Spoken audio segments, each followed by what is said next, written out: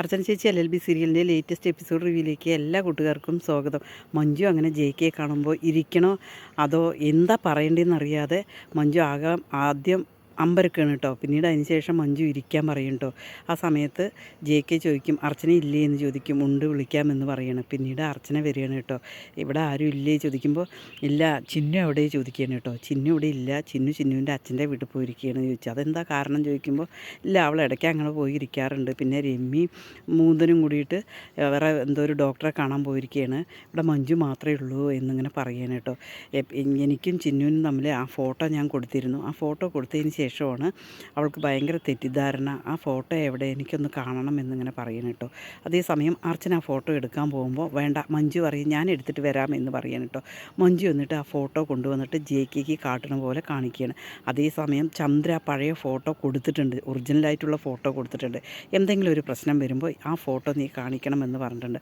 അതേസമയം മഞ്ജു പച്ചക്കൊടിയും കാണിച്ചിട്ടുണ്ട്.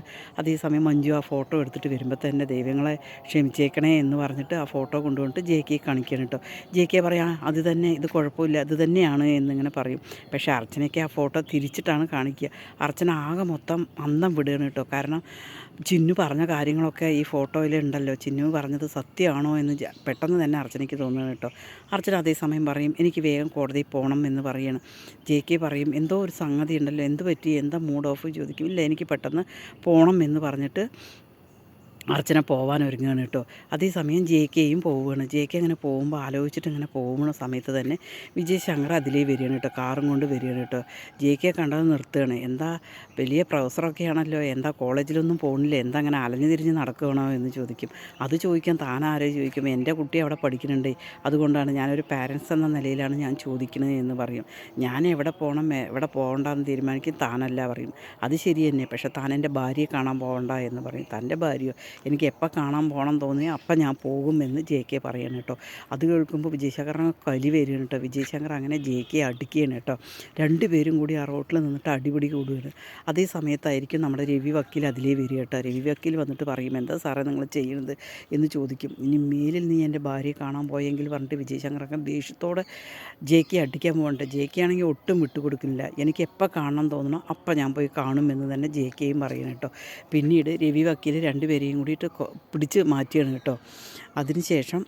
അതിനുശേഷം അർച്ചനയോട് വിജയശങ്കർ പോയി ചോദിക്കുക എന്താ അപ്പം ലേറ്റായിട്ടാണല്ലോ വരുന്നത്, എന്താ നിൻ്റെ കാര്യങ്ങൾ, നിന്നെ കാണാൻ പലവരും വരുന്നുണ്ടല്ലോ, എനിക്ക് എൻ്റെ മോളുടെ കാര്യം എനിക്ക് ശ്രദ്ധിക്കണം, നീ ഇങ്ങനെ ആയാൽ ശരിയാവില്ല എന്ന് പറയണം കേട്ടോ. നീ എൻ്റെ ഭാര്യയാണ് എന്ന് പറയും. അത് കേൾക്കുമ്പോൾ അർച്ചനയ്ക്ക് ആകെ മൊത്തം കലി കയറുകയാണ് കേട്ടോ. നിങ്ങൾ എൻ്റെ ഭാര്യയാണ് എന്നുള്ളത് അത് പണ്ട്, ഇപ്പം നിങ്ങളുടെ മോളുടെ അമ്മ, ആ ഒരു ബന്ധം മാത്രമേ ഉള്ളൂ. എനിക്ക് സൗകര്യമുള്ളവർ പലരും കാണും എടുക്കും ഒക്കെ ചെയ്യും. പിന്നെ നിങ്ങൾ തോറ്റ വക്കീലാണല്ലോ, അപ്പോൾ അതിൻ്റേതായ ഒരു ഇതുണ്ടാകുമെന്നിങ്ങനെ പറഞ്ഞിട്ട് വിജയശങ്കറിനെ കളിയാക്കുന്നുണ്ട് കേട്ടോ അർച്ചന. അത് കേൾക്കുമ്പോൾ വിജയശങ്കർ ഇങ്ങനെ ആക്കി ചിരിക്കേണ്ടത് നീ തഗ്ഗടിച്ചോ, പക്ഷേ ഇതിന് പകരം നിനക്ക് കിട്ടുമെന്ന് പറയണം കേട്ടോ. അങ്ങനെ ദേഷ്യം വന്നിട്ടാണ് അർച്ചന ദീപ്തിയുടെ അടുത്തേക്ക് പോകുന്നത് കേട്ടോ. എന്താ നിൻ്റെ പ്രശ്നം എന്ന് ദീപ്തി ചോദിക്കണം. ചായ കുടിക്കുക അർച്ചന എന്ന് പറയുമ്പോൾ അർച്ചനയ്ക്ക് ആ ചായ കുടിക്കാനൊന്നും വഴിയില്ല കേട്ടോ. ദീപ്തി ചോദിക്കും നീയും വിജയശങ്കറും തമ്മിലുള്ള ഫ്രണ്ട്ഷിപ്പ് ചിന്നു തെറ്റിദ്ധരിക്കും, അല്ലെങ്കിൽ വിജയശങ്കർ അവളെ കൊണ്ട് അങ്ങനെ തെറ്റിദ്ധരിപ്പിക്കും, അതാണോ നിൻ്റെ പേടി എന്ന് ചോദിക്കുമ്പോൾ ആണ് എന്ന് പറയും. ശരി, നീ അതെല്ലാം വിട്, ഇന്ന് എന്തായാലും ഹാപ്പി ആയിട്ടിരിക്കുന്ന അച്ഛന് നമുക്ക് ഇറക്കാൻ പോകേണ്ട ദിവസമല്ലേ എന്നിങ്ങനെ പറയുകയാണ് കേട്ടോ. അതേസമയം രവി വക്കീൽ ഇങ്ങനെ വന്നിട്ട് വിജയശങ്കറോട് ചോദിക്കുകയാണ് സാറുടെ ഭാര്യയാണ്, ശരിയാണ്, അത് പണ്ട്, ഇപ്പം അവർ സാറുടെ ഭാര്യയല്ല, ഡൈവേഴ്സ് ആയില്ലേ, അത് സാർക്ക് മറന്നോ എന്നിങ്ങനെ ചോദിക്കുകയാണ് കേട്ടോ. അത് കേൾക്കുമ്പോഴാണ് വിജയശങ്കറിന് ആ കാര്യം അങ്ങനെ ഓർമ്മ വരുന്നത്. കാരണം അർച്ചന ഭാര്യ തന്നെയാണ് എന്നുള്ള ബോധമാണ് വിജയശങ്കറിന്.